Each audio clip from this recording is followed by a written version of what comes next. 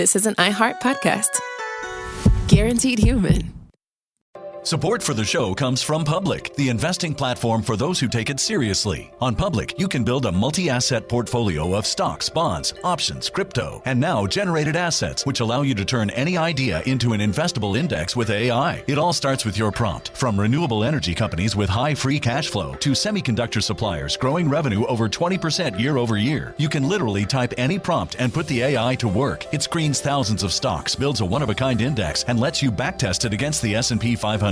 Then you can invest in a few clicks. Generated assets are like ETFs with infinite possibilities, completely customizable and based on your thesis, not someone else's. Go to public.com/podcast and earn an uncapped 1% bonus when you transfer your portfolio. That's public.com/podcast. Paid for by Public Investing. Brokerage services by Open to the Public Investing Inc. Member FINRA and SIPC. Advisory services by Public Advisors LLC, SEC registered advisor. Generated assets is an interactive analysis tool. Output is for informational purposes only and is not an investment recommendation or advice. Complete disclosures available at public.com/disclosures.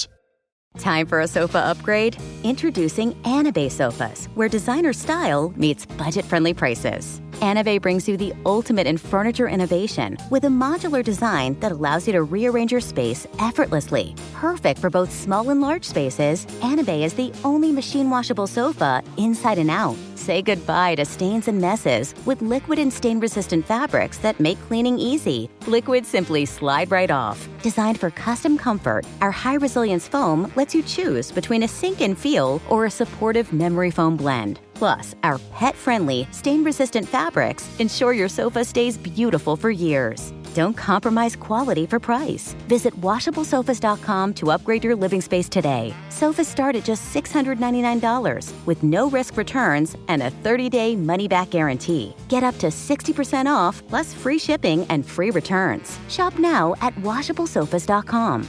Offers are subject to change and certain restrictions may apply. You're listening to a podcast, so you're doing something else too, like maybe scrolling home listings on Redfin, saving places you like without thinking you'll get them, because that's what house hunting has become. But Redfin isn't built for endless browsing. It's built to help you find and own a home. Redfin agents close twice as many deals as other agents, which means when you find a place you love, you've got a real shot at getting it. Redfin helps turn saved listings into real addresses. Get started at redfin.com. Own the dream. Hey, this is U.S. Olympic gold medalist Tara Davis-Woodhull. And I'm U.S. Paralympic gold medalist Hunter Woodhull. As athletes, our lives are about having a clear path. And a team that you can absolutely trust. So when it came to getting the best mortgage, we chose PennyMac. PennyMac is proud to be the official mortgage provider of Team USA and you. Learn more at pennymac.com. PennyMac Loan Services, LLC, Equal Housing Lender, NMLS ID 35953. Licensed by the Department of Financial Protection and Innovation under the California Residential Mortgage Lending Act. Conditions and restrictions may apply. What's making bad decisions? Me!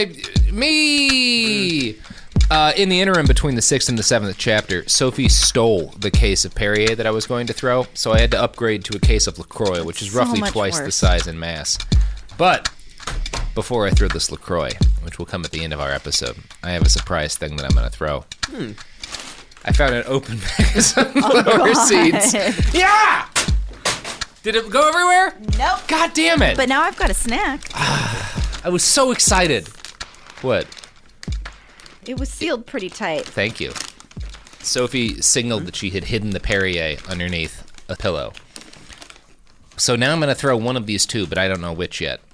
But first, my co-hosts, who I didn't introduce before throwing a thing, Katy, Stoll, and Cody Johnston. That's right. That's who we are. We all just had a snack attack. Just snacking a little bit. Has a bunch of snacks in front of him. Cody's going to be nomming sunflower seeds like Fox Mulder in the first several episodes of The X-Files, but not after that because they decided it was a bad thing for his character to do. Yeah. All right, we'll see what It's a good change. Yeah.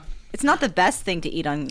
No, I guess there's absolutely nothing that's good to eat on a microphone. No, but the worst thing is probably sunflower seeds. Did it last time. I know. Yesterday. I know. Yeah. And I can already hear the complaints. Here it is. Here's it's coming. Chapter 7. The Digital Reich. Yep. Yeah, you don't like where that's going. Nope. In the years after the Oklahoma City bombing, the white supremacist movement seemed to have spent most of its fury. Nothing like sea drift occurred in the late 90s. Nazi violence, when it happened, was mostly focused around racist skinheads in groups like the White Aryan Resistance or the Hammerskin Nation. In 1996, a group called the Aryan Republican Army robbed 22 banks in the Midwest. Several of them had ties to Elohim City, where Tim McVeigh had also tried to hide out after his attack. But these, and other eruptions of violence, were dealt with in short order. By the time the early 2000s rolled along and the War on Terror kicked off, you could be forgiven for thinking the white supremacist movement was on its way out. Everything You Love Will Burn by Vegas Tinhold chronicles the movement during this period. One of the largest actions in these days was an 80-man march in Toledo by the National Socialist Movement. Putting together a march that large was the work of the entire national organization, and they were so overwhelmed by counter-protesters that they never managed to take to the streets. I remember back in Seadrift, Louis Beam got 300 or 400 Klansmen just to show up in one town in Texas. In 2010, the National Socialist Movement held a gathering in Trenton, New Jersey.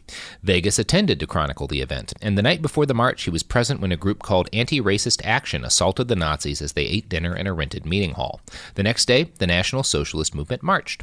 Quote, "The entire route of the march was lined with National Guard and riot police. They'd closed off every access point, and no one was around to watch the Nazis trudge along the wet streets while the rain soaked their black uniforms. They arrived at a wide square in front of the Capitol building. A few modest steps led up to the entrance, and a small podium stood at the top. Police had cordoned off the entire square. In the distance, the counter-protesters had gathered. The police, fearing another showdown, kept them 2 blocks away from the Nazis, just barely within shouting distance. So the rally was reduced to a couple dozen neo-Nazis screaming obscenities at 50 or so anti-racists down the street, while the anti-racists screamed right back."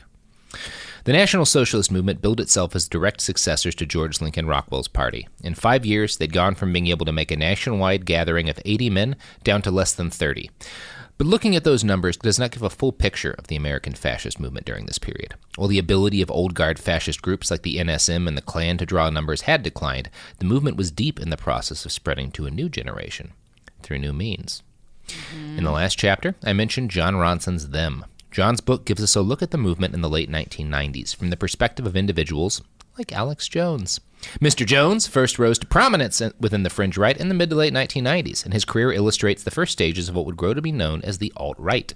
Now, on paper, Jones was a libertarian, a political independent who attacked Democrats and Republicans with equal vigor, seeing both as agents of the NWO and the globalist elite. You would not hear attacks on the Jews as an ethnic group from Jones, nor would you see him sporting a swastika. But if you dig in just a little bit, there have always been connections between Alex Jones and the fascist right. At one point in Them, John tries to infiltrate a meeting of the Bilderberg Group with a writer named Big Jim Tucker, editor of The Spotlight, Willis Carto's magazine. Big Jim Tucker was a friend and a frequent guest on Alex Jones's InfoWars in its early days. Like Jones, Big Jim was obsessed with the Bilderberg Group. He viewed it as part of the Jewish conspiracy to dominate the globe. Jones possessed the same beliefs, minus the J word. That 1999 gathering at the ruins of the Branch Davidian compound near Waco that I talked about in the last chapter, when John Ronson showed up with Randy Weaver, well, that gathering was a volunteer effort to rebuild the Branch Davidian church, organized by 25-year-old Alex Jones. He told the Oklahoman, quote, "We've had school teachers and black single mothers and auto mechanics and doctors. There was even a Jewish rabbi out here one day helping us. Sure, we've had folks in their camo hats and with the militias helping us, too." One of the men who gathered in Mount Carmel that day to help Alex Jones was Colonel Bo Gritz. Gritz was a legendary figure in the Patriot movement, a decorated veteran, the supposed inspiration behind the character John Rambo, and a hardcore believer in Christian identity theology. In 1998, right before the Mount Carmel meeting, he sent out this in an online bulletin to his followers. "Do you see the sign, the scent, the stain, and mark of the beast on America today? Are you willing to submit and join this seed line of Satan? Look to those who are openly antichrist, who in the world is promoting abortion, pornography, pedophilia, godless laws, adultery, New Age international banking, entertainment industry, and world publishing. Wherever you find perversion of God's laws, you will find the worshippers of Baal with their roots still in Babylonian mysticism." So that's cool. Now, New Age international banking, the entertainment industry, and world publishing is a bit coyer than just shouting, "Jews!" But Bo Gritz was more direct in a bulletin he sent out a year later during the 2000 election.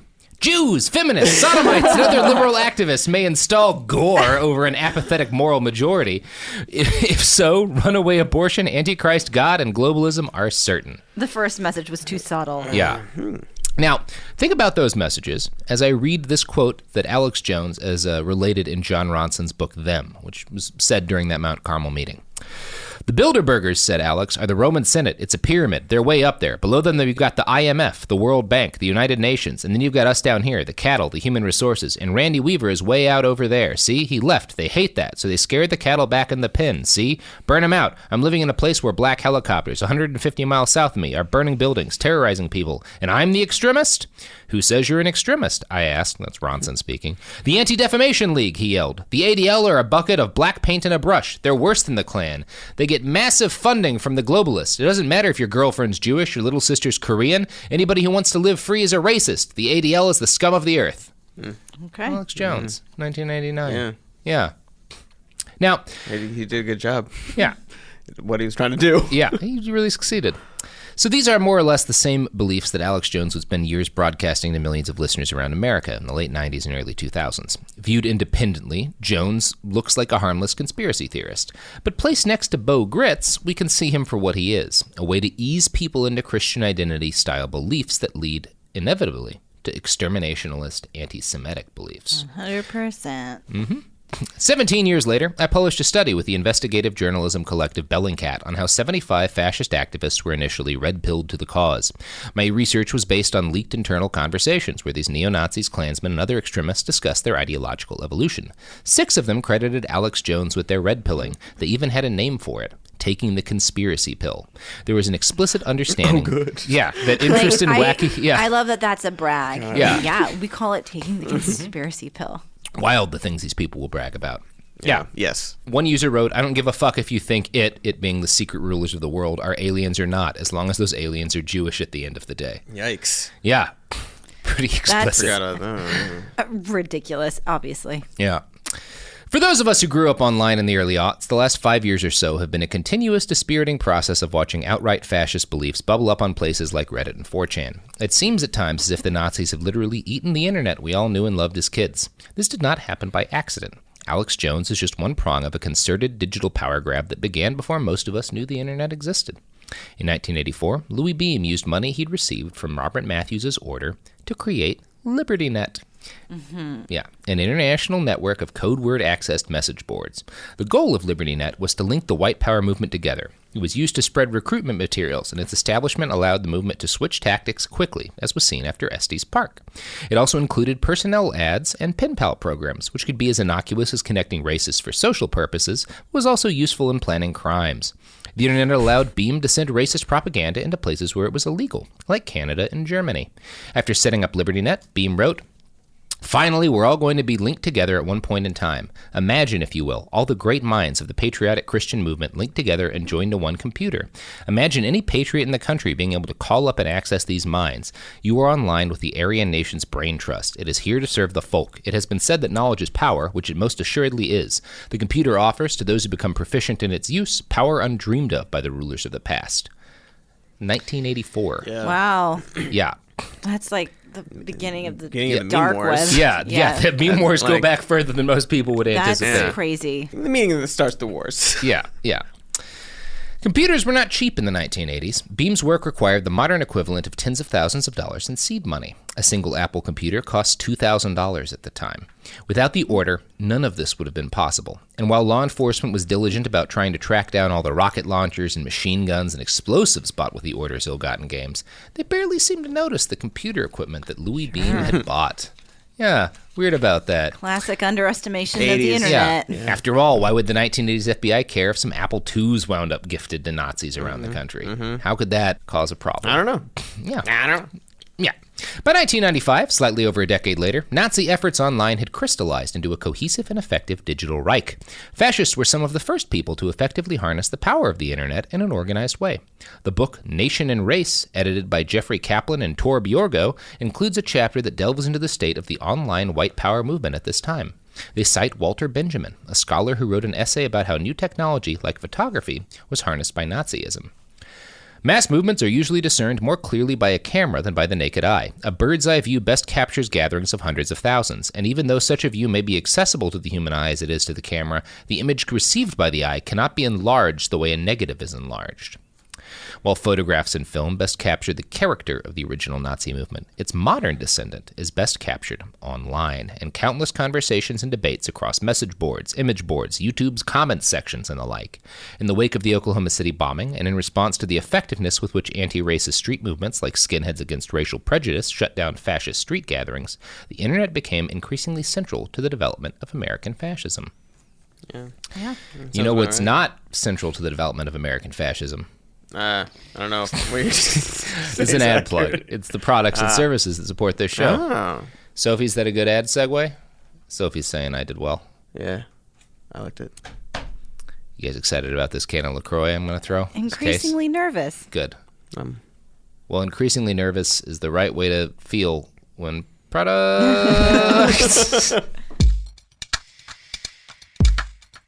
Support for the show comes from Public, the investing platform for those who take it seriously. On Public, you can build a multi-asset portfolio of stocks, bonds, options, crypto, and now generated assets, which allow you to turn any idea into an investable index with AI. It all starts with your prompt. From renewable energy companies with high free cash flow to semiconductor suppliers growing revenue over 20% year over year, you can literally type any prompt and put the AI to work. It screens thousands of stocks, builds a one-of-a-kind index, and lets you backtest it against the S&P 500. Then you can invest in a few clicks. Generated assets are like ETFs with infinite possibilities, completely customizable and based on your thesis, not someone else's. Go to public.com/podcast and earn an uncapped 1% bonus when you transfer your portfolio. That's public.com/podcast. Paid for by Public Investing. Brokerage services by Open to the Public Investing Inc. Member FINRA and SIPC. Advisory services by Public Advisors LLC, SEC registered advisor. Generated assets is an interactive analysis tool. Output is for informational purposes only and is not an investment recommendation or advice. Complete disclosures available at public.com/disclosures.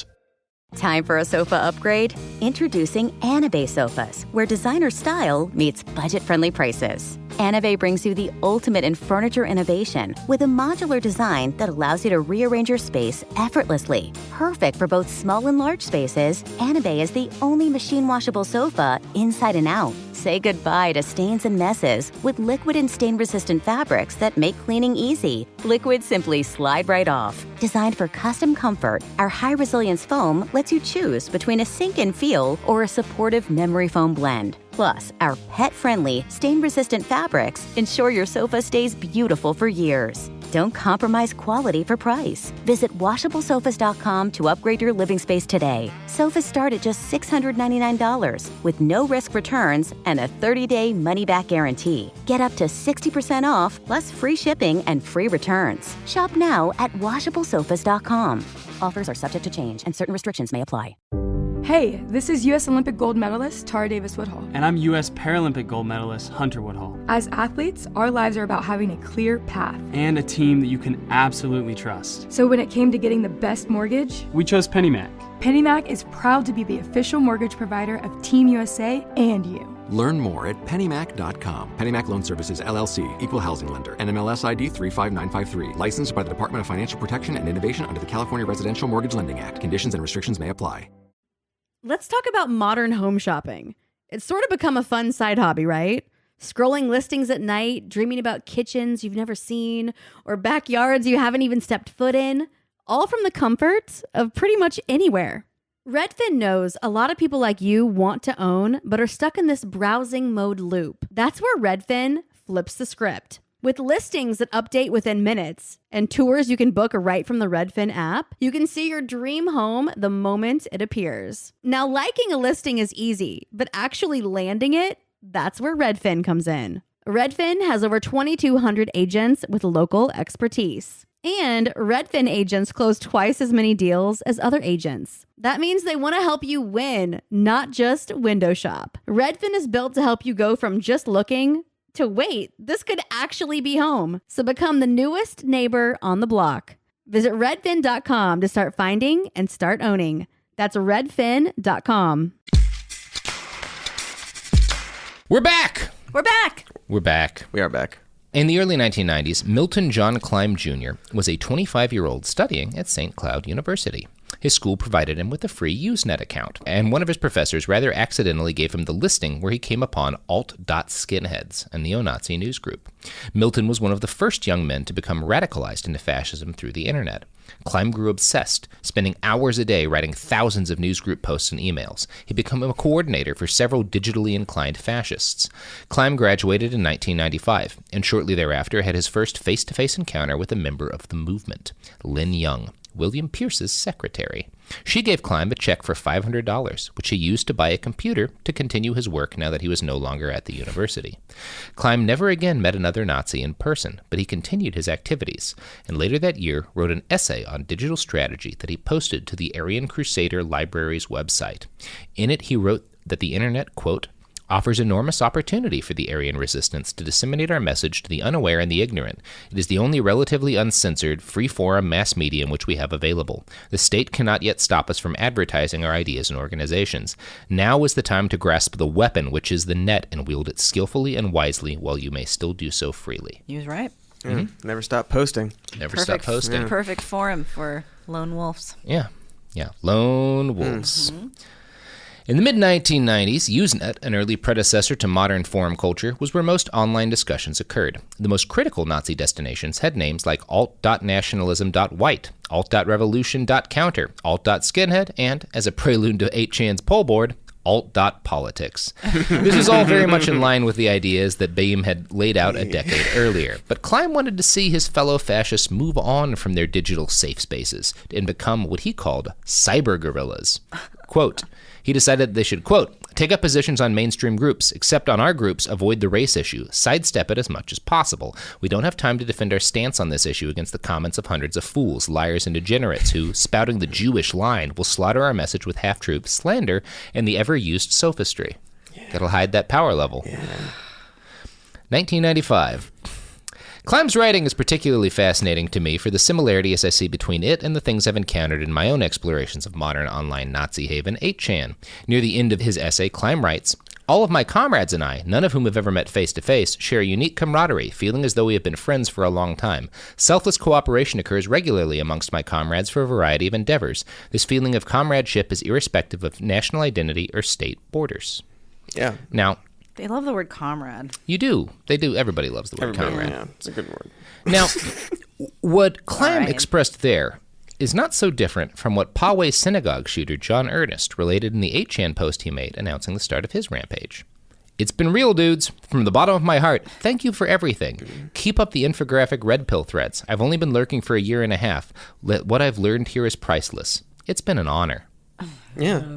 Always keep posting. Always comrades. Keep posting until you start shooting. Posting. Yeah. Mm-hmm. Yeah.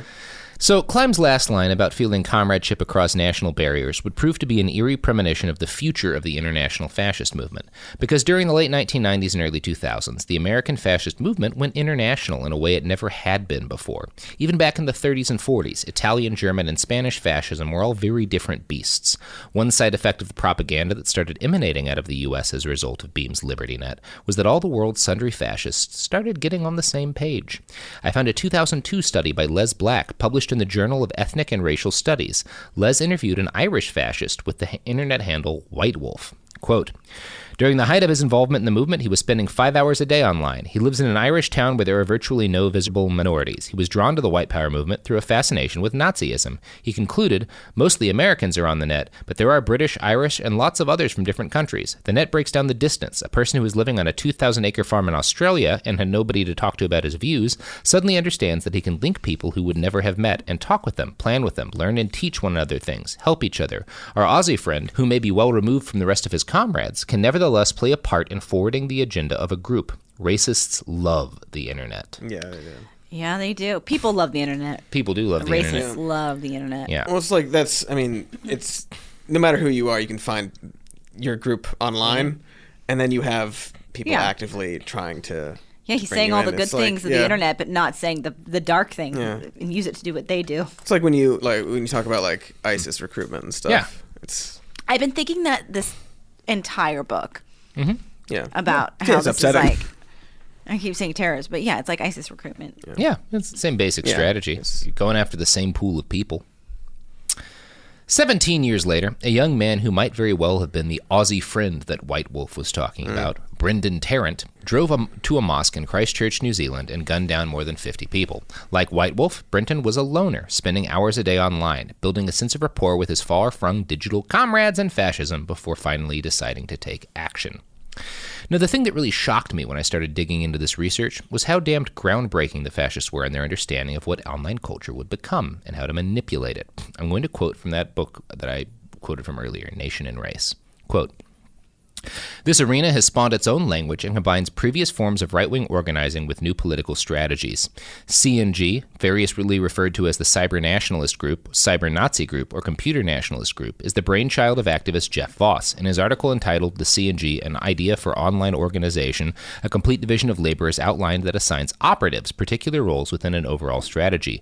Voss makes a distinction between idea men and men of action. The former provide background information for the latter to post within Usenet. This manifesto outlines 4 different types of foreground operative. DISS, a subtle disseminator of information, places it on FTP sites and makes subtle references to endorsements of such info on news, usually pretending to be a disinterested observer. A pirate, a person who will pirate an account for a one-shot, high-saturation dissemination of propaganda. An impersonator, who impersonates the enemy posting, embarrassing the left and infuriating the enemy. And an infiltrator, who infiltrates the enemy camp." Wow. 1995. Russia got their hands on that. Yep. I don't know, man. Fascists were some of the first folks to develop a cohesive strategy around what they called flaming. As early as the 1995s, researchers into online extremism had realized that, quote, "a common endpoint used by right-wing activists is the stylized disclaimer, 'I am not a Nazi.' Those same researchers also noted the use of mail bombs, or software that allowed fascists to deluge a recipient in hundreds upon hundreds of pieces of spam email in order to make an opponent's account functionally unusable. 21 years later, when I wrote my first article critical of 8chan in the lead up to the 2016 election, my work count was deluged in a massive flow of spam emails, which is why I still get emails from homeschooling.com every day. Great. Yeah. Now, Wyatt Kaldenberg was an internet activist affiliated with Tom Metzger's White Aryan Resistance, or WAR. We haven't talked much about them in this audiobook because I had to limit my focus somewhere. But Tom was a major part of the skinhead movement, as well as an associate of the Order. Back in the 1970s, he worked with David Duke to help organize the Klan Border Watch. Wyatt helped spread WAR's message online and gained infamy as one of the first proponents for what would come to be known as brigading, disrupting other online communities in an organized way. Wyatt wrote, "This ought to be our new tactic. Instead of hanging out around the 4 racist news groups, we can hit news groups as a mob. We cannot win when we are outnumbered by Jews, but if we go in as a group, we can win with the average Joe six-pack. Post fact about black crime. Give them your update numbers, web addresses, push books, newspapers." Yeah. What year is it? 1995. Cool. Fascist groups like the Carolinian Lords of the Caucasus started going into news groups dedicated to loneliness and people who had just ended relationships. They went into news groups for popular musicians, and even the news group for Denny's, which might as well just be a support group for lonely people. Raids like this were often just for the purpose of harassment, but over the years, fascists got better and better at spreading their ideology in this way. They quickly hit upon the tactic of hiding their beliefs as humor, retreating behind the shield of, "we're just joking," when people responded badly to their rants about Jewish people or black-on-black crime. Like Hitler did earlier. Yeah, it all ties together. Christian identity theology also spread online in this period. I found an article in the Journal of Black Studies written by Tanya Sharp in 2000. She noted, "The internet has become a primary means for disseminating information for these groups. Currently, there are 25 websites and 13 news groups devoted specifically to identity Christianity on the World Wide Web, as well as 130 other websites that are devoted to similar and related topics. Individuals can tap into these websites and find procedures for making bombs, obtain hate propaganda tracks, and request catalogs that market white supremacist books and paraphernalia." So that's cool. Is it? It's very cool, Cody. Very cool. You know what's even cooler than spreading Christian identity theology online in the year 2000? Tons of stuff, man. Yes, Lots of things. including the products and services that support our show. Cody, could I get some of those nuts? Want some seeds? Yes, please. Yeah. Oh, you called those seeds nuts. Oh, wait, no. Damn it. I almost got them. That was really effective. I just How wanted you to dare have you, some sir? seeds to eat. Some How nuts. dare you? I'll have some, though. All right, Sophie and I are going to do the exchange of the LaCroix for the Perrier. You throw me the idol and I'll throw you the whip.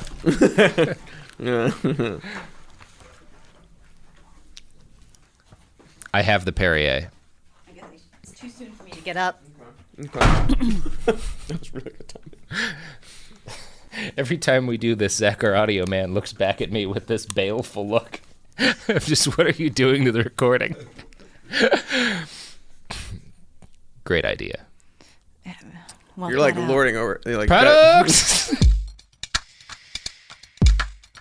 Support for the show comes from Public, the investing platform for those who take it seriously. On Public, you can build a multi-asset portfolio of stocks, bonds, options, crypto, and now generated assets, which allow you to turn any idea into an investable index with AI. It all starts with your prompt. From renewable energy companies with high free cash flow to semiconductor suppliers growing revenue over 20% year over year, you can literally type any prompt and put the AI to work. It screens thousands of stocks, builds a one-of-a-kind index, and lets you backtest it against the S&P 500. Then you can invest in a few clicks. Generated assets are like ETFs with infinite possibilities, completely customizable and based on your thesis, not someone else's. Go to public.com/podcast and earn an uncapped 1% bonus when you transfer your portfolio. That's public.com/podcast. Paid for by Public Investing. Brokerage services by Open to the Public Investing Inc. Member FINRA and SIPC. Advisory services by Public Advisors LLC, SEC registered advisor. Generated assets is an interactive analysis tool. Output is for informational purposes only and is not an investment recommendation or advice. Complete disclosures available at public.com/disclosures.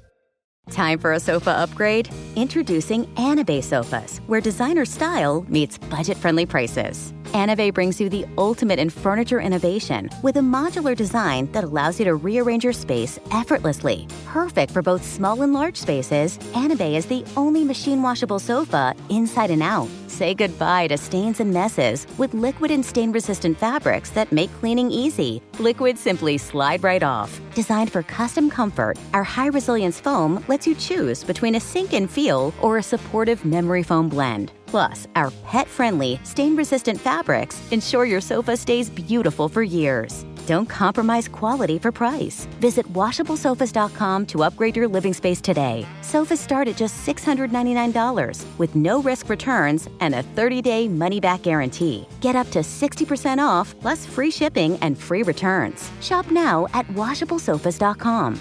Offers are subject to change and certain restrictions may apply. Hey, this is U.S. Olympic gold medalist Tara Davis-Woodhull. And I'm U.S. Paralympic gold medalist Hunter Woodhull. As athletes, our lives are about having a clear path. And a team that you can absolutely trust. So when it came to getting the best mortgage, we chose PennyMac. PennyMac is proud to be the official mortgage provider of Team USA and you. Learn more at pennymac.com. PennyMac Loan Services, LLC, Equal Housing Lender, NMLS ID 35953. Licensed by the Department of Financial Protection and Innovation under the California Residential Mortgage Lending Act. Conditions and restrictions may apply. Let's talk about modern home shopping. It's sort of become a fun side hobby, right? Scrolling listings at night, dreaming about kitchens you've never seen, or backyards you haven't even stepped foot in, all from the comfort of pretty much anywhere. Redfin knows a lot of people like you want to own, but are stuck in this browsing mode loop. That's where Redfin flips the script. With listings that update within minutes and tours you can book right from the Redfin app, you can see your dream home the moment it appears. Now, liking a listing is easy, but actually landing it, that's where Redfin comes in. Redfin has over 2,200 agents with local expertise. And Redfin agents close twice as many deals as other agents. That means they want to help you win, not just window shop. Redfin is built to help you go from just looking to wait, this could actually be home. So become the newest neighbor on the block. Visit redfin.com to start finding and start owning. That's redfin.com. We're back, and I'm a villain stroking a case of Perrier as if it's a cat. Mm-hmm. And what are you about to do to that Perrier cat? I'm going to throw it, and it will be the last time I can throw something because we've done it way too much in this episode series. It's fun in the room. I know it's going to wear on people in the recording, but you can't edit audio. You can't cut this stuff out. It turns out you can. Nope. Okay. I'm undecided. Bit by bit, and almost entirely in a decentralized manner, the digital right came together in the early 2000s. Law enforcement was not just helpless to do anything. It's debatable whether or not they even realized what was happening. Most of their online efforts were spent keeping track of known quantities with long-standing online ties, like Don Black and his popular fascist website Stormfront. Now, Stormfront is important. Nearly 100 hate crime murders have been traced to the site, but the FBI wasn't even particularly good at monitoring them, which is why nearly 100 murders were traced to the site. Yeah. In July of 2019, in response to a FOIA request, the Bureau admitted that they had somehow lost almost all of their files on Stormfront. Somehow. Oh. I hate it when that happens. How would, like, internal files on, like, white supremacist movement be lost? Not worth examining. I couldn't begin to fathom how that happens. Yeah, I can't think of a theory. You're right. Cody, it sounds like you're about to accuse the FBI, the Bureau of whom a member heroically was present during the Greensboro massacre and didn't do anything to stop it. You're going to accuse that FBI of acting to defend Stormfront. I don't know what I was thinking. I took the conspiracy pill. You know what I think? The FBI is good and Bob Mueller's going to save us. Yeah, man. It's going to be everything's going to be real good. It's going to be great. Yeah, go away in handcuffs, that guy. Yeah. So the FBI only did a quarter-ass job of monitoring the most obvious Nazis online, and if that's the case, it's probably not surprising that they completely failed to notice when fascists started infiltrating communities on websites like 4chan and Reddit. It happened slowly, camouflaged in irony and humor. As a young man, I was only vaguely aware of the changes taking place in the digital spaces I'd grown up around. Holocaust jokes became more common, so did racist humor. More than just growing more frequent, these jokes grew more specific, evolving from jibes about Jewish people being stingy with money, clearly inspired by South Park, to memes about how Hitler did nothing wrong and image macros that repeated bad science about race and IQ. In 2018, I found an article on The Observer by Holocaust scholar Timothy Snyder. In it, he comments on the use of irony and humor by fascists to mainstream their views. Quote, "What the 21st century culture has introduced is that nothing is really serious, and that is an interestingly dangerous idea. Because if nothing is serious, you can have this ambiguity where you can actually be doing something very serious, but you're pretending not to, and you can always fall back and say, well, that was just a joke, because everything is just a joke. But of course, you don't really believe that everything is just a joke, or you wouldn't be promoting fascism or white supremacy or whatever it may be."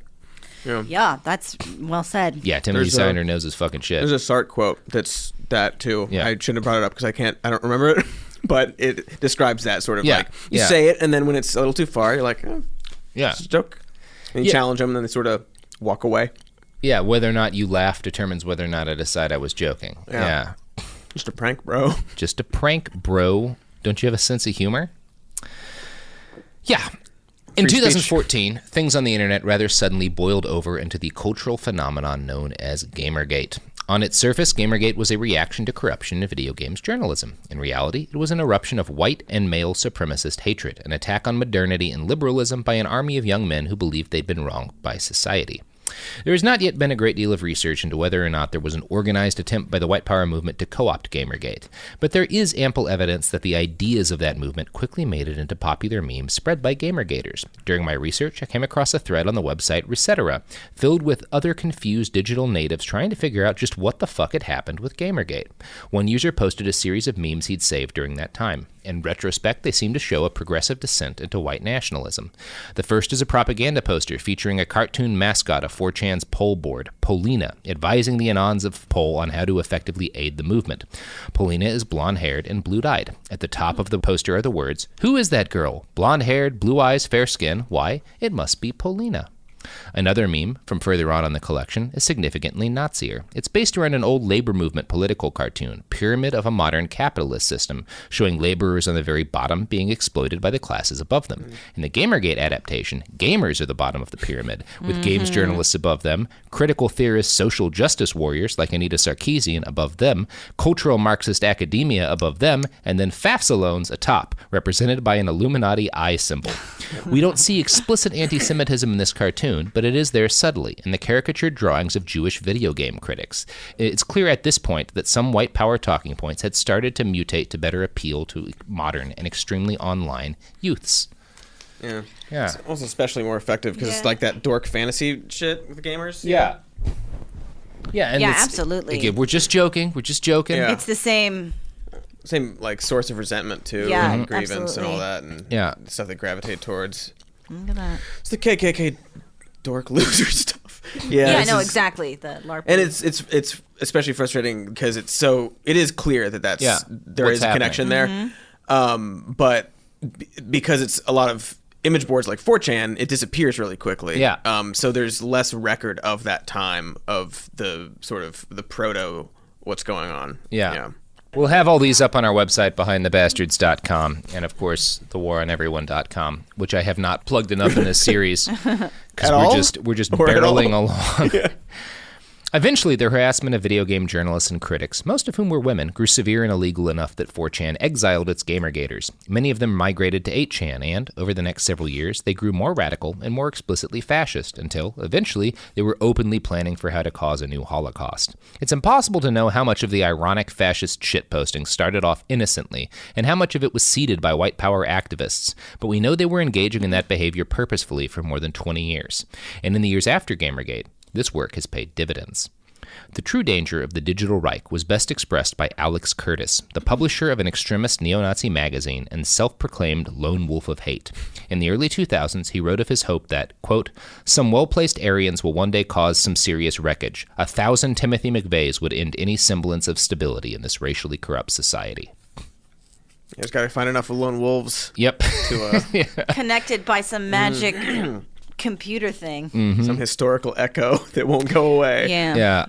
No, continue. Well, no, we have not yet reached 1,000 Timothy McVeighs, thankfully. But we have seen a marked increase in the amount of right-wing domestic terror over the last several years. More often. Yeah.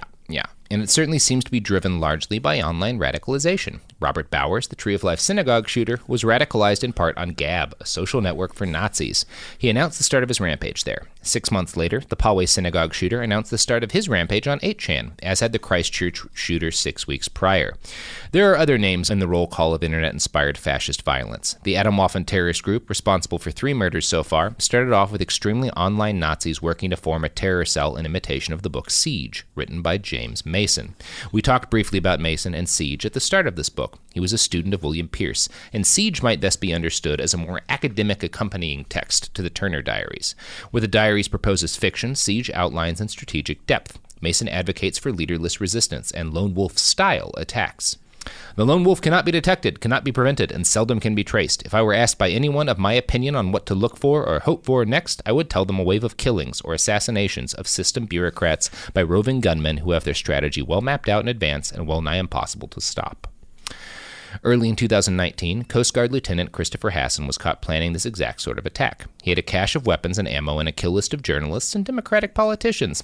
Hasson was obsessed with the manifesto of Anders Breivik, a right-wing shooter who murdered dozens of students in Utoya, Norway.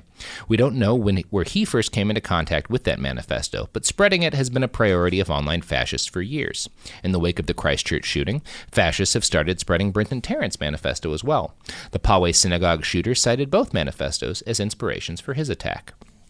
In his own rampage thread on 8chan, the Poway shooter stated his desire to beat Tarrant's high score. In this, we see echoes of Eric Harris, the Columbine shooter who was obsessed with beating Timothy McVeigh's high score. Right now, as I read this, violent armed men in 8chan's poll board and numerous Discord chat rooms are plotting for ways that they might beat their heroes and win a high score of their own. On Telegram, the Bowl Patrol, a group of young fascists dedicated to Charleston church shooter Dylan Roof, celebrate St. Roof and fantasize about new acts of violence in his name. The early harvest in blood these young men will reap was sown by Louis Beam, William Pierce, and Bob Matthews. Now, though, there is no need for an organization to buy up arms and plan terror attacks.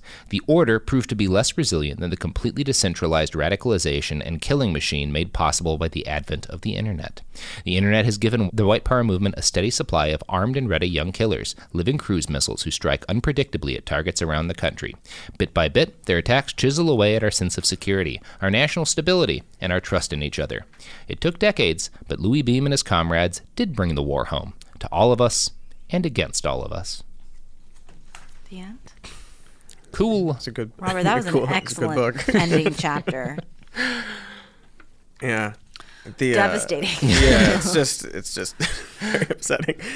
The gamer thing is so interesting. Yeah, it really is. And apparent. And it's like, oh, gamers, but like there is that element that it's drawn to, and like with the New Zealand shooting, live streaming it, like that's you're broadcasting a video game at that point. Exactly. You're trying to make it look like Call of Duty. Right. I mean, and then you get the high score talk, and then it accelerates it even more. Horrifying to see it all laid out so linear like this. The single biggest surprise to me in researching this was when I came upon the fact that Eric Harris had specifically stated his desire to beat Timothy McVeigh's kill count. Realizing like, oh, that part it's the same thing. Yeah. Like it really, all of it, like like that's the problem. We look at this so much as like separated, and like even as far back as like the fact that like the Nazis trying to recruit kids on the internet in 1995, like one of the guys doing that had his computer bought for him by William Pierce's National Alliance, the guy who wrote the Turner Diaries, the book which inspired Timothy McVeigh, which inspired Eric Harris, which inspired 79 other mass shooters. Like, yeah, it's a whole web that it's really hard to describe and to lay out. Because there's so much I had to leave out for absolutely. this. Like I could have done this whole thing about. I could have done a whole 7-part episode on like Alex Jones's ties to explicit terrorists. Yeah, like that's one of the most frustrating things, because it's like once you see it, it's not you see it everywhere. It's once you see it where it is. You realize how big it is. Yeah. And it's really upsetting. Oh God, no. It is upsetting. What's even more upsetting is that it's time for me to throw the Perrier. now I really am getting up. Yeah. You'd better move away from that point, because that's where I'm going to chuck it at. No, it's okay. It's okay. All right, guys. Cody, I need you to get close to your microphone and describe this as I do it. No one seems thrilled about it. Sophie's hiding. She's not really hiding. She's just sort of like sleeping. No, I'm protecting Anderson. Oh! Yeah, she's shielding. I'm looking through the chair. I'm really not doing a great job. Mm-hmm. Robert stood up. 2 hands on the Perrier. Winding up. Taking a few breaths. Yeah! Throwing it. That was 3 cans fell out. Katy shouted that was so anticlimactic. Well, it popped. It's just a new way to open up a box of Perrier. Yeah, it worked. Now we have 3 Perriers, one for everybody. I dare you to open it. All of your worry was for nothing. Did you film it? There's one for each of us. Here we go. I don't want one. Yeah, I don't like all Perrier. shaken up. I just prefer throwing it. Oh yeah, they're pretty bent out of shape. You should open it now, though. I mean, just see.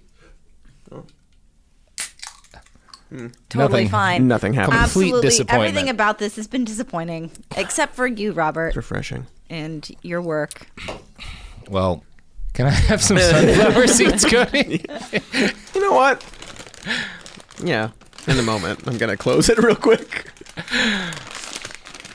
Get a little crinkle going. I'm Incredible not audio content. Cody closes things really meticulously and well, so I'm not surprised that it didn't open when you threw it against the wall. Yeah, you got to make sure it's closed. What I'm surprised about is what good audio content Cody's really bag of sunflower seeds is for this podcast. All of our choices in this 8-part, 7-part.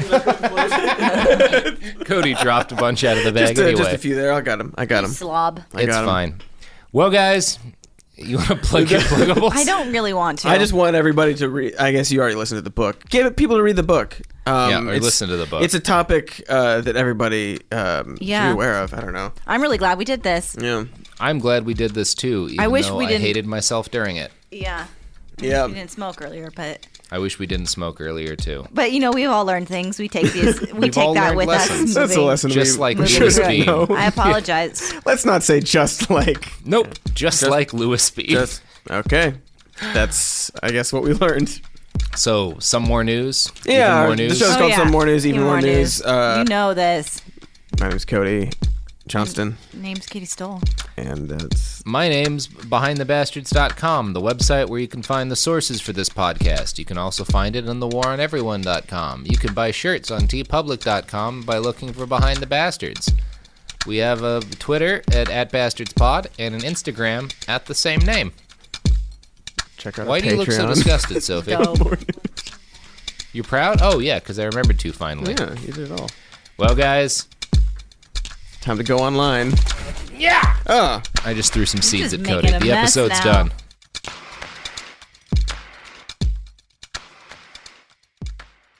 Kids, pets, life, your sofa sees it all. But with a washable sofa, stains don't stand a chance. All of our sofa collections come with fully machine washable covers and cushions, making cleanup effortless. Liquid and stain-resistant fabrics provide extra protection against everyday messes. Plus, with modular designs, you can rearrange your sofa however you like. Perfect for growing families and changing spaces. Starting at just $699, it's time to upgrade to a stress-free, mess-proof sofa. Visit washablesofas.com today and save. Offers are subject to change, and certain restrictions may apply.